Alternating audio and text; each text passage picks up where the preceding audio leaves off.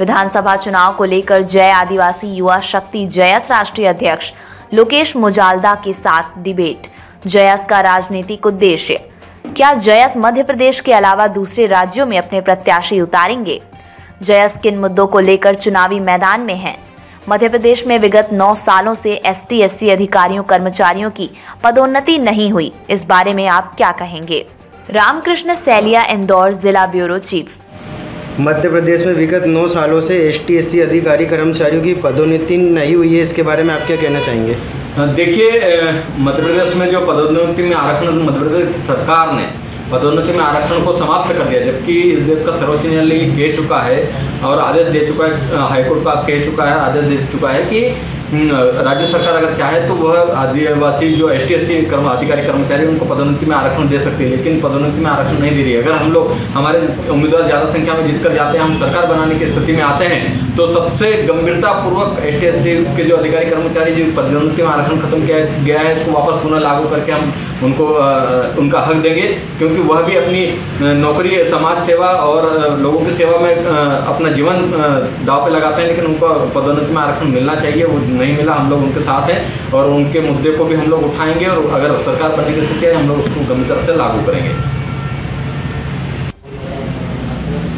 जयस का मध्य प्रदेश में राजनीतिक उद्देश्य क्या रहेगा? जी देखिए, हम लोग पिछले 77 वर्षों से कांग्रेस और भाजपा के विधायक बनाते आए हैं और इस बार जय आदिवासी युवा शक्ति जो कि जयस है, ये पिछले 10 वर्षों से मध्य प्रदेश में जमीनी स्तर पर काम कर रहा है और हम लोगों ने तय किया था कि हम लोग शैक्षणिक क्षेत्र में, सामाजिक क्षेत्र में और राजनीतिक क्षेत्र में युवाओं को नेतृत्व देंगे और इसी के पहल को आगे बढ़ाते हुए इस बार मध्य प्रदेश के 2023 विधानसभा चुनाव में युवाओं को नेतृत्व देने जा रहे हैं। इसी एक परिप्रेक्ष्य में 16 उम्मीदवारों ने नामांकन फॉर्म निर्दलीय रूप से जय समर्थित प्रत्याशी के रूप में नामांकन किया है, जो आने वाले विधानसभा चुनाव में उम्मीदवार होंगे। और इस बार जो आपका मध्य प्रदेश का चुनाव है, मध्य प्रदेश के चुनाव में एक जयस एक इतिहास रचने वाला है। यहाँ त्रिकोणीय मुकाबला हो चुका है और जयस के जो निर्दलीय प्रत्याशी हैं वो इस बार जीतकर विधानसभा में पहुंचने वाले हैं, वहाँ मुद्दों को उठाने वाले हैं, वहाँ पर अपनी बात रखने और दमदारी से बात रखने वाले हैं। यही उद्देश्य लेकर हम जो चले थे, उस उद्देश्य की पूर्ति के लिए हम लोग आगे कदम बढ़ा दिए हैं। कांग्रेस और भाजपा दोनों ने ही आदिवासियों के साथ दगा किया है, उन्होंने आदिवासियों के संवैधानिक अधिकारों को जमीनी स्तर पर लागू नहीं किया, अमल में नहीं लाए। इस कारण हमको मजबूरीवश ये कदम उठाना पड़ा और हम लोग इस बार विधानसभा में पहुँचकर हमारे जैसे समर्पित प्रत्याशी वहाँ पर इन मुद्दों को उठाकर उसकी आवाज़ बनेंगे। जयस किन मुद्दों को लेकर चुनाव में मैदान में उतरेगा?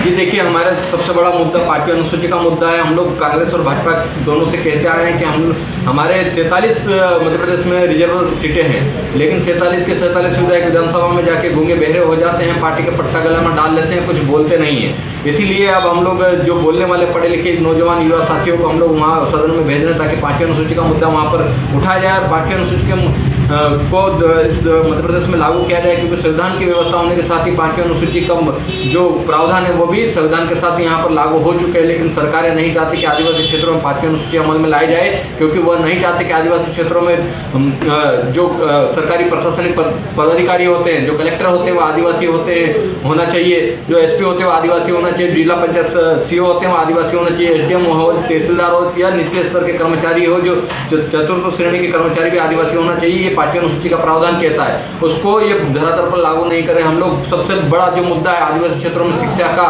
कमी है, उस शिक्षा की कमी को दूर करना चाहते हैं। हम लोग चाहते हैं कि आदिवासी क्षेत्रों में मेडिकल कॉलेज हो, इंजीनियरिंग कॉलेज हो, एग्रीकल्चर कॉलेज हो, लॉ कॉलेज हो, नर्सिंग कॉलेज हो, ताकि आदिवासी बच्चे भी पढ़ लिख कर इस प्रदेश का और देश का नाम रोशन करे और बड़े बड़े उच्च पदों पर पहुंचे। लेकिन सरकारें, कांग्रेस और भाजपा के दोनों की सरकारें नहीं चाहती कि आदिवासी लोग पढ़े लिखे, इसलिए उनको अनपढ़ रखने की कवायद की जा रही है। हम शिक्षा को महत्व देने की बात कर रहे हैं।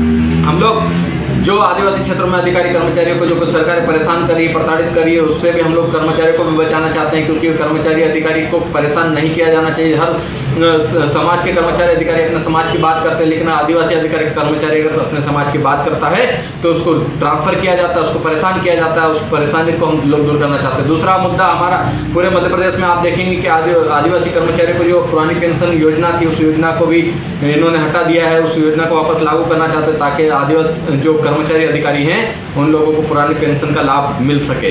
हम लोग स्वास्थ्य के लिए काम करना चाहते हैं। हम लोग चाहते हैं कि आदिवासी क्षेत्रों में नहीं हम लोग तमाम जो समाज है उन सभी को स्वास्थ्य का लाभ सही तरीके से मिलना चाहिए, इसलिए मेडिकल कॉलेज हो, और मेडिकल कॉलेज होगा तो वहाँ पे स्वास्थ्य की सुविधा सुधरेगी। यहाँ पर आदिवासी क्षेत्रों में अच्छे सर्व सुविधा युक्त स्वास्थ्य केंद्र खोले जाएँ ताकि वहाँ पर उनका इलाज हो।